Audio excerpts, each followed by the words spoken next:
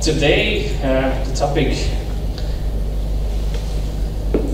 I'm going to start with is parametric modeling in SketchUp.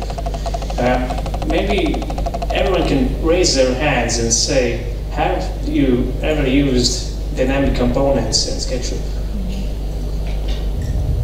Okay, a few.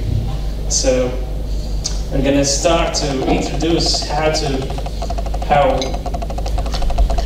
first, what is parametric modeling itself, how we can create simple dynamic parametric models in SketchUp,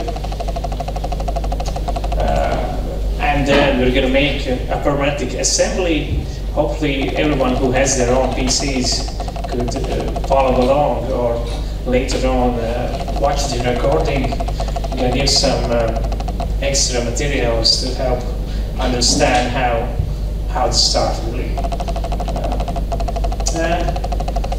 In the middle, I will show a few case stories from my own experience and from some of our clients, where dynamic components really has saved a lot of time and just simplified the presentation of clients' designs.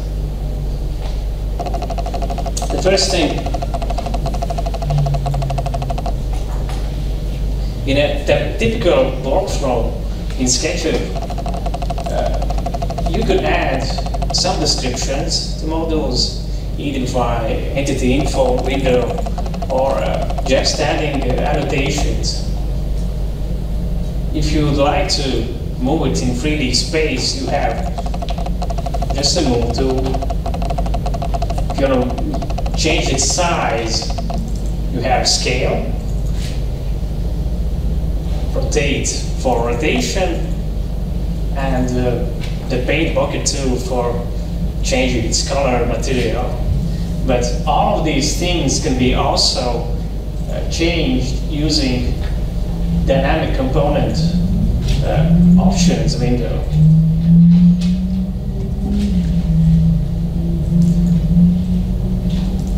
In the full version of SketchUp Pro, there's an option to use these two windows together.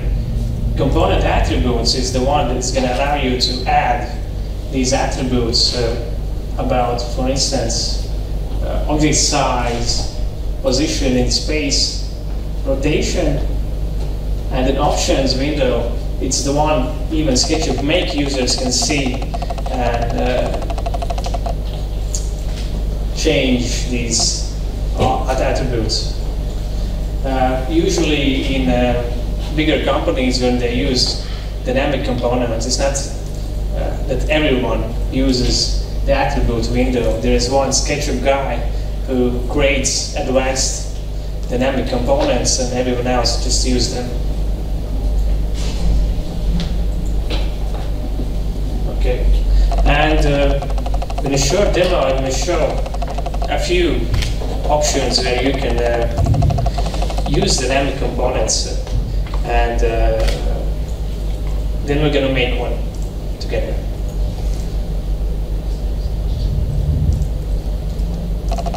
First one is my own story. Wife wanted to add a dishwasher to the kitchen. I understood that we're not going to stop there. It's going to be a complete kitchen remodel. So I made everything in SketchUp, and to help the designers, constructors to create it, I used dynamic components. They can, for instance, for interaction with them, I can just click on a cabinet door, and it's going to open up. I can click and show where the dishwasher is going to be, or how the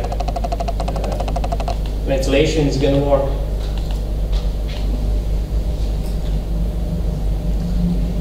Or for instance, what's going to be inside all these lower cabinets.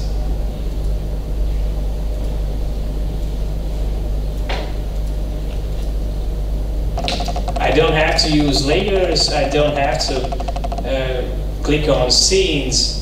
Just using this one tool, I can show what's inside of these cabinets. And even if a client doesn't even know how to work with any of the modeling tools, he could, with a simple tutorial, know how to use it.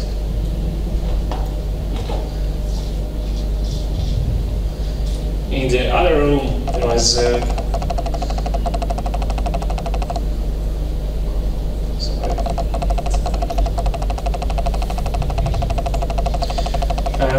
in the other room we had a closet, and we're thinking about how to divide all the doors. Also use dynamic components just to animate it and see if we're gonna fit the washing machine even inside, or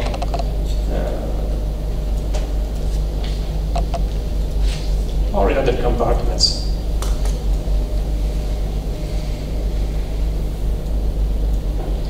We even made a small space for the cat litter box. The cat seems to like it.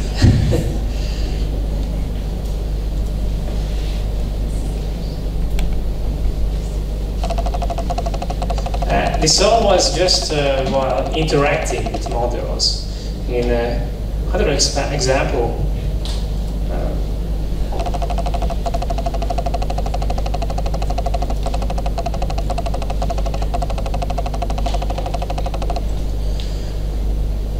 if you offer a product which is given in different colors, you could allow to change these colors using component options window also.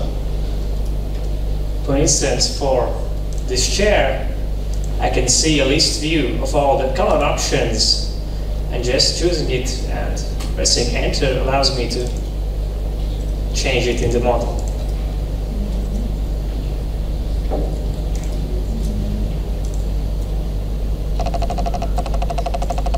By clicking on components, I could also change their size.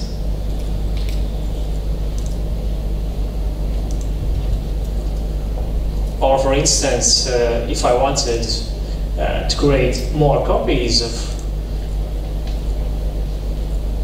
these models, I could just scale them and extra copies would appear in the middle.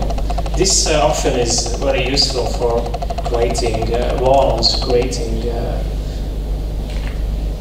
any element that's gonna repeat itself in an array.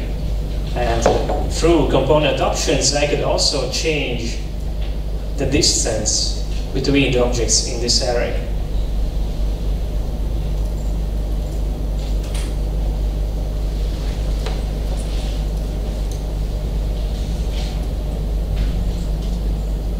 And there are a few more animated things in this interior.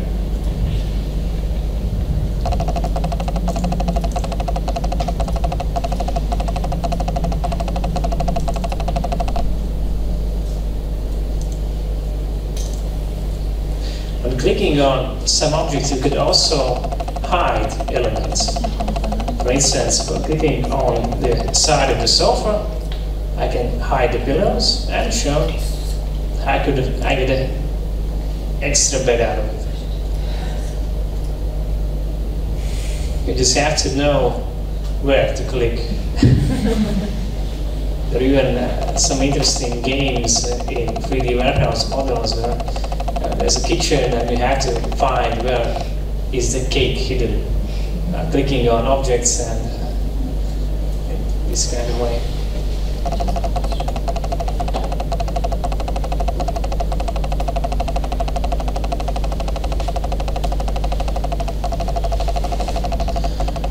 Here's another example. A company needed to create one this kind of drafting of an element in 100 different configurations.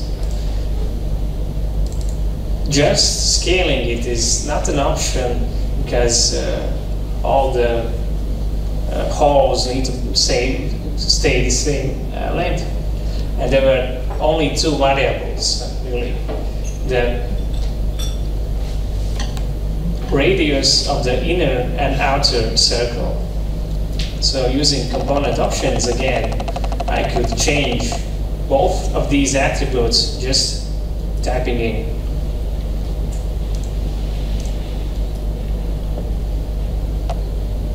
If you saw also the distance from the sides changed, as we can also add some attributes like if function. If the radius is bigger than a given distance, then another distance is going to be bigger. These kind of things.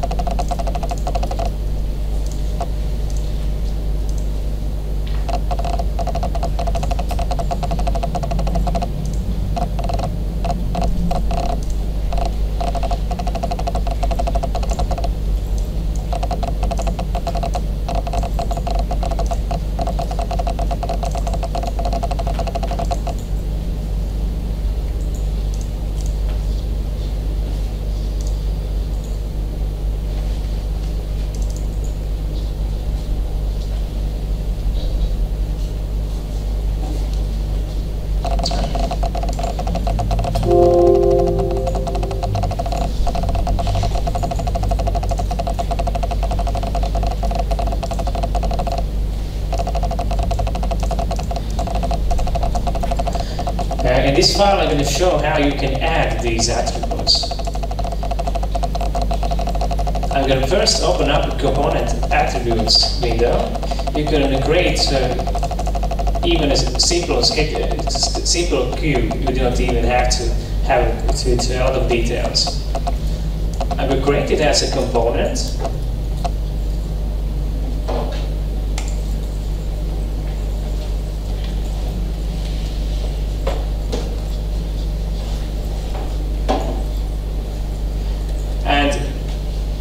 If you click on Add Attribute option, you'll see different kind of attributes about object's position, size, component info, and some behavioral attributes.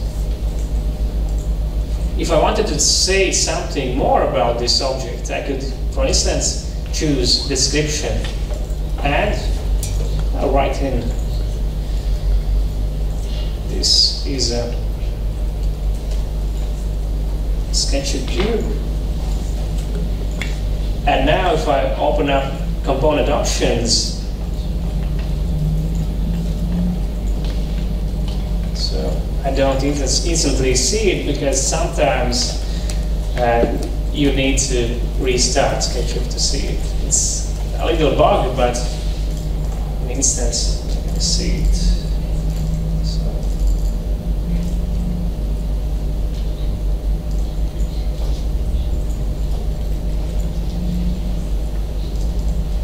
Meanwhile, I'll add some more attributes, for instance, about object position in x-axis.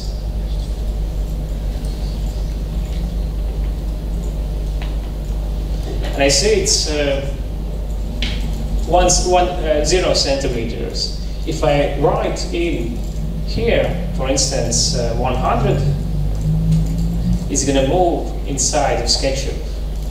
Without using any extra tools, you could also move things like this.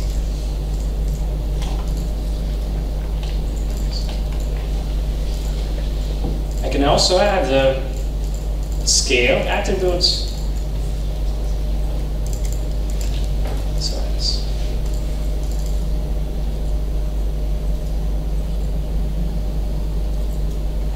And if I wanted to, I could define them as a specific value. Right now, when you see them as a gray value, it's something you can change just, for instance, by scaling the object. But if I write in that the size in z-axis is exactly 100 centimeters equals 100, then I won't be able to change its scale. So it's kind of a way how to lock objects so other users wouldn't accidentally change their size. Or I could also link different kind of attributes together. For instance, I'm writing equals length in y-axis. And for length in y, I'm going to write in equals length in x. So if I change the x value,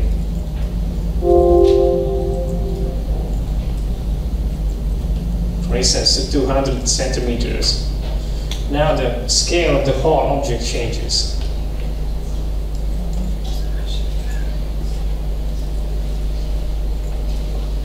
Quickly restart this object.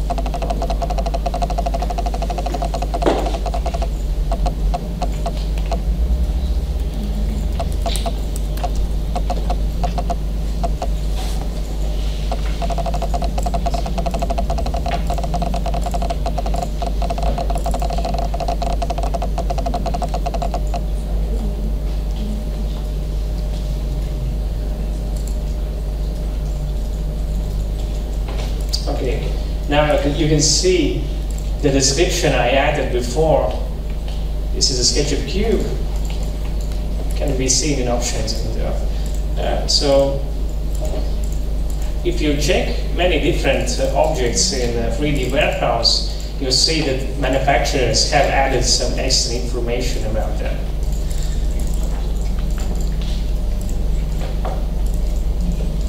What I can do next is give a few size options for this object. By clicking on length in x-axis, I'm clicking on details, and I choose that users can select from a list of options. What's the size going to be? I can name these options.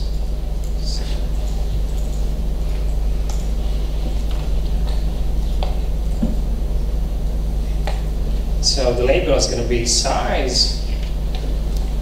One option is a small SketchUp cube, and that's going to be 50 centimeters. That's medium and large.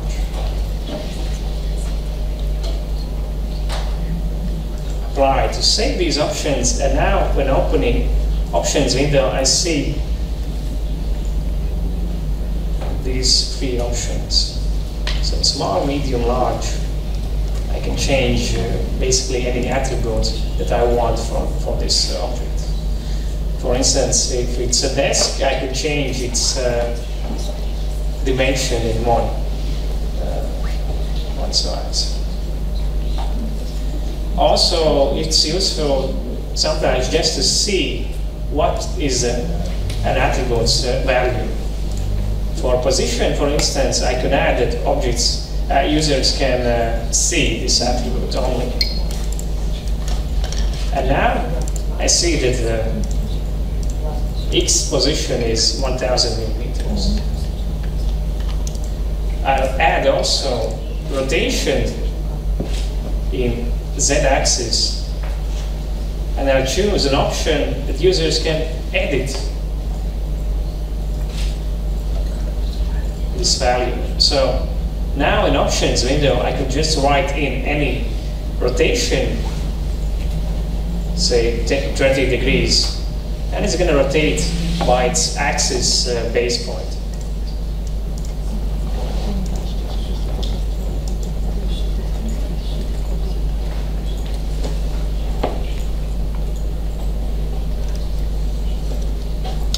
Now, this would be a very simple dynamic component.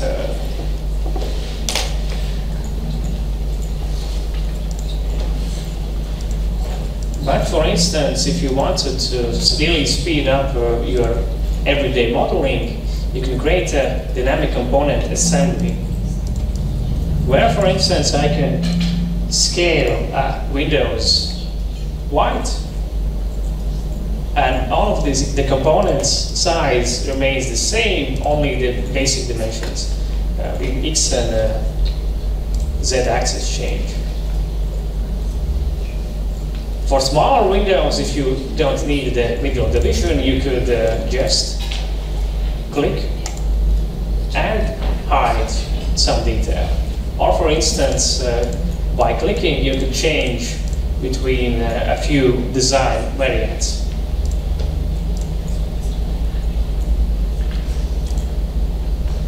To create something like this, first you will have to understand what are the parts of which the component consists of, and what are the variables in this component.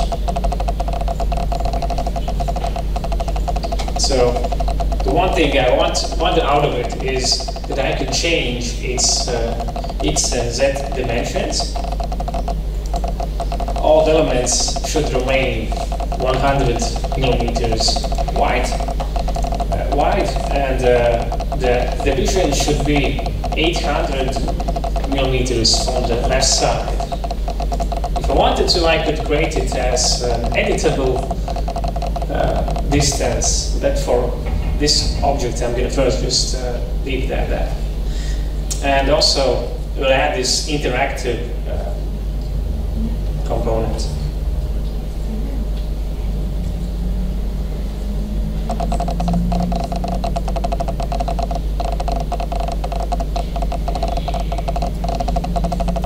I'll create this as a new file.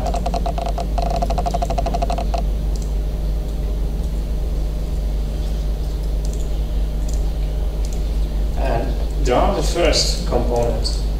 The size in y-axis is not important right now. I'm just gonna set the white in Z. It's gonna be 100 millimeters, and the width of the component, say 1 meter. We start, or okay, 2 meters. And create it as a component. This is going to be the lower part.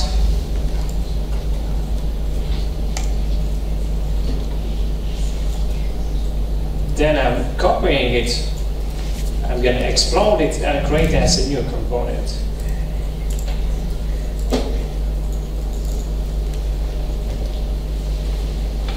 This is upper part. Scale it, rotate it. Explode again, and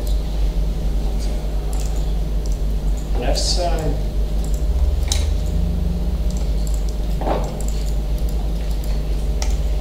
explode again, main component, right side.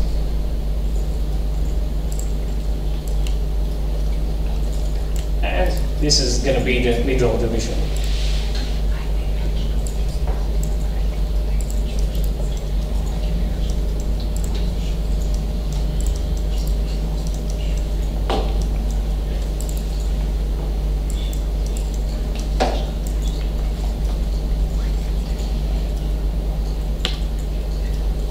For the glass plane, I'm simply going to create a rectangle, make a component out of it, and call it glass.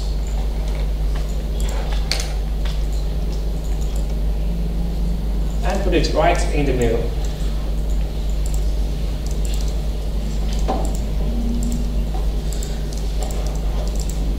All 6 parts are ready. I'm going to combine them in one bigger component.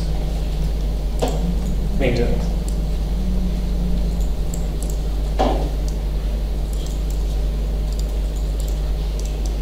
If If I now open up component attributes, I'll see what is the structure of this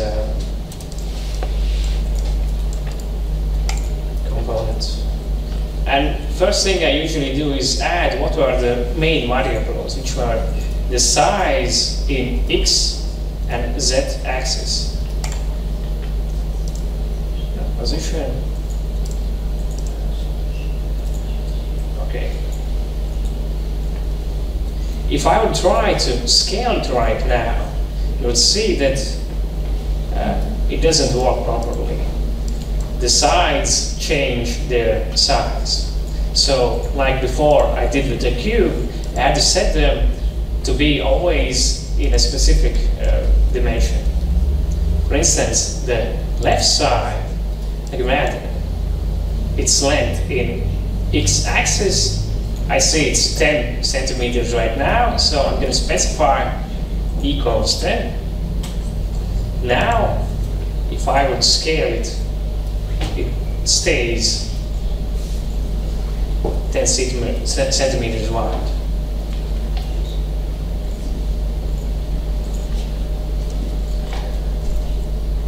The same thing for all the other components really.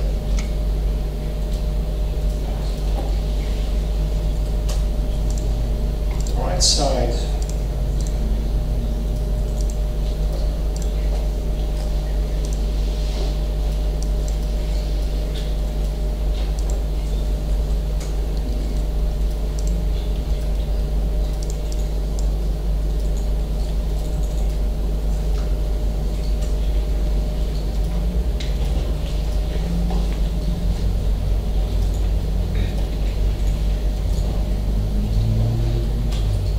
Just to test if everything works correctly, I scale it and see, yes, these three are correct, and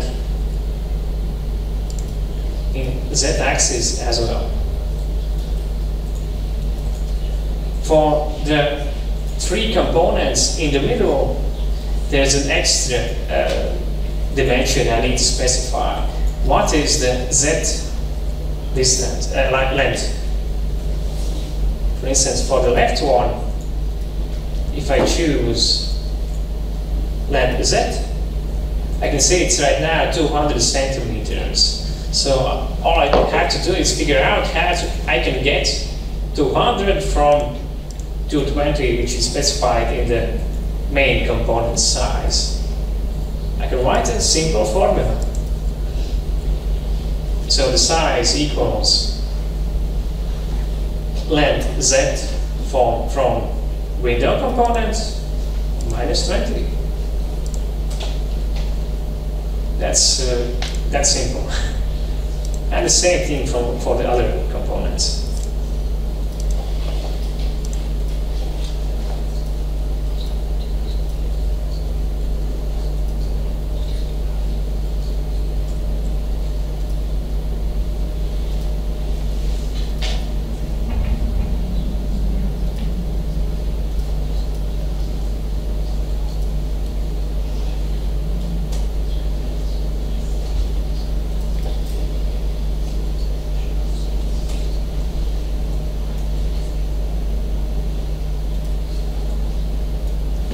So the size is set for all of them.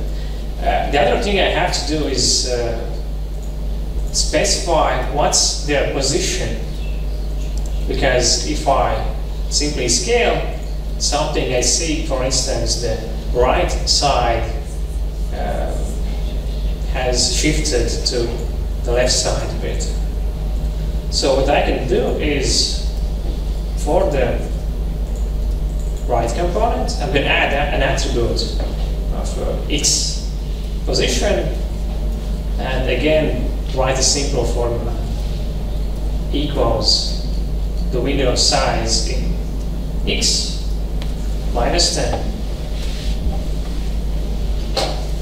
And another thing, if I scale it in Z-axis, it shifts up a bit. So I need to specify that distance as well.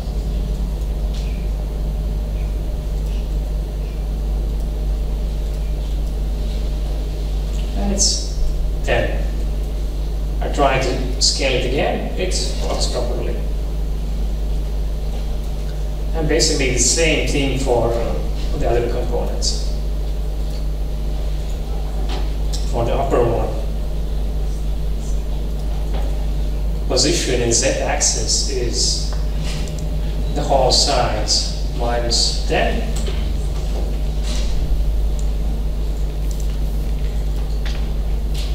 For the middle one, position in z is also 10. And position in x, right now it is 77 centimeters, but I can specify, for instance, 60 or 80. You can see it changes. So right now I could put it at 60.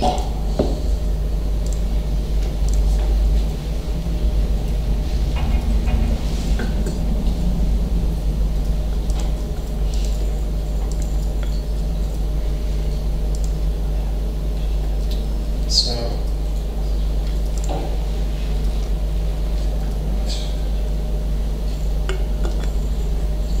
the last thing is this left side. Position in Z.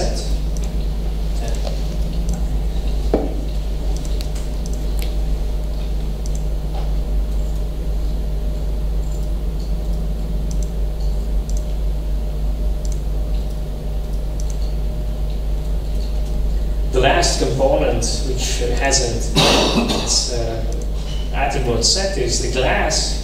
So the glass position in X and Z is 10.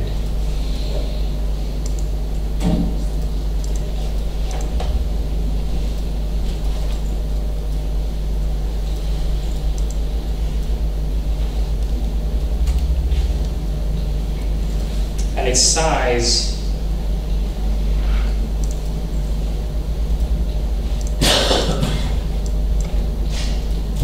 will also differ from the size of the whole component.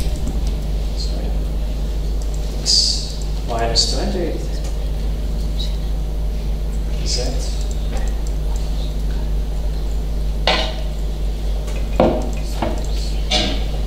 So everything should work right now.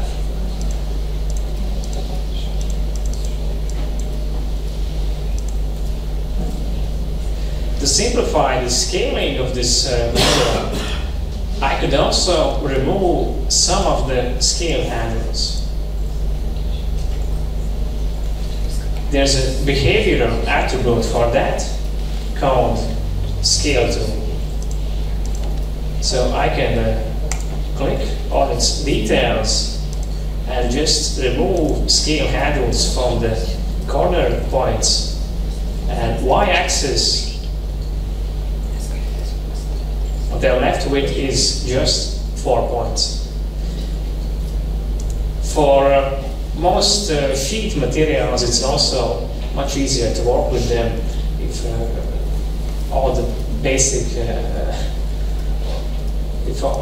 basic modification you have to make is to axis.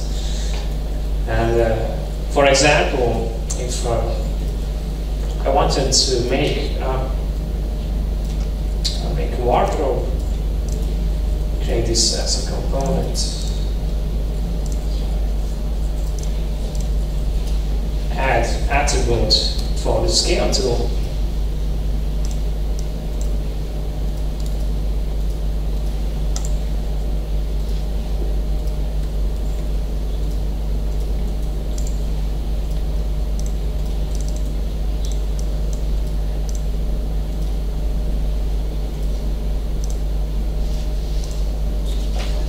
I don't have to guess where is the middle point.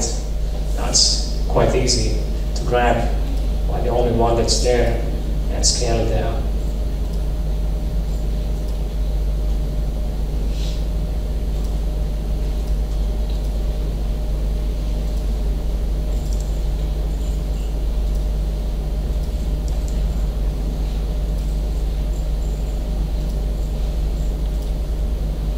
If I would select multiple components, then I'm going to see all the scale handles, but it's only the option when I select one. Then I see these two and these two. So to finish the window, I could also add transparent material.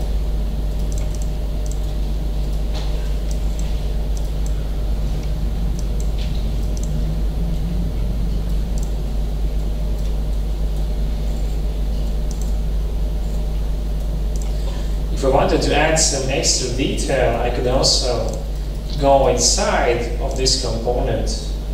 I'm going to group it and create this.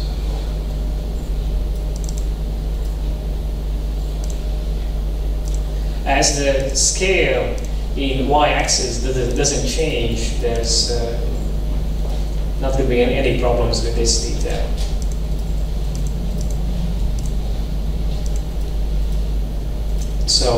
So far everything works, and the last thing is how I could hide this middle division. Or in all instances where you want to interact with the model with this hand tool, you need to add an attribute called onClick.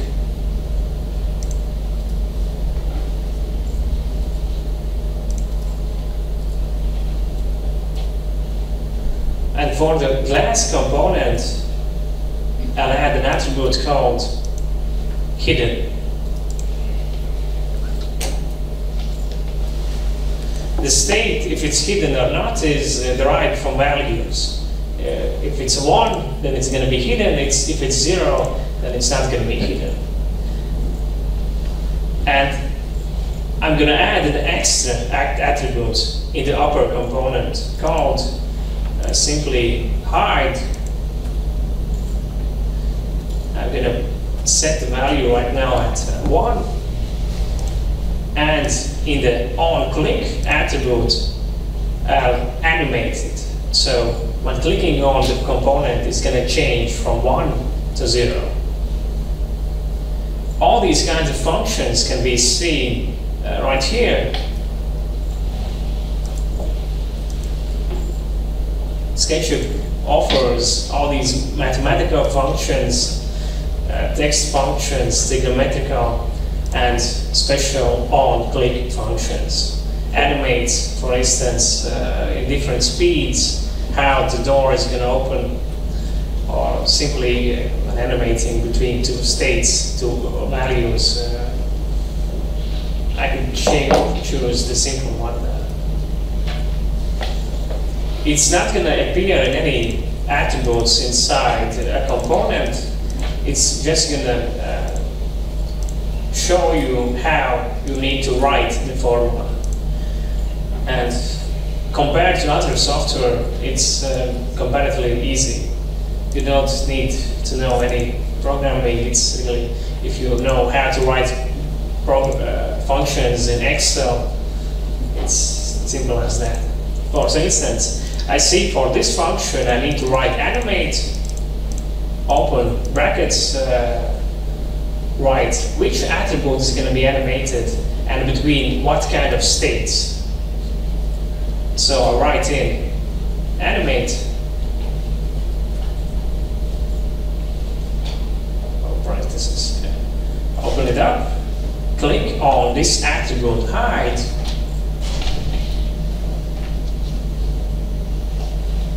comma, first value is 1 and the second value is 0. Close parentheses and enter. To test if it works, I'm going to click on any part inside of this component. Because this onClick attribute is in the uppermost level. And you can see maybe that the value is being animated. the last thing I have to do is link together the glass attributes hidden with the custom attributes I made hide. Okay, I put it on the wrong one. So I can go remove it from the glass, put it on the middle divider, where it should be.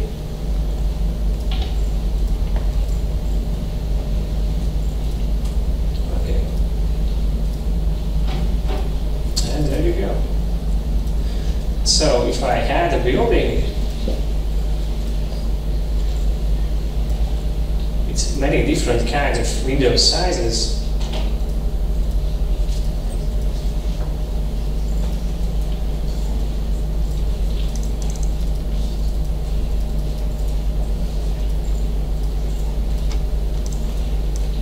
all I have to do is put it here and scale it down to necessary dimensions.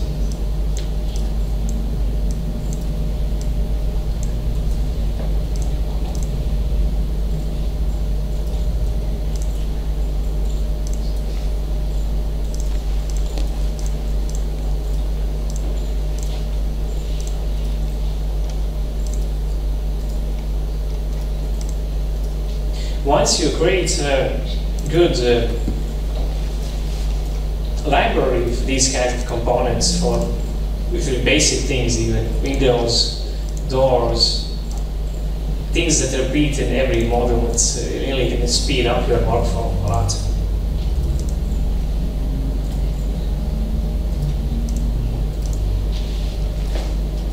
So in the places I don't need the division, I just click on and remove it.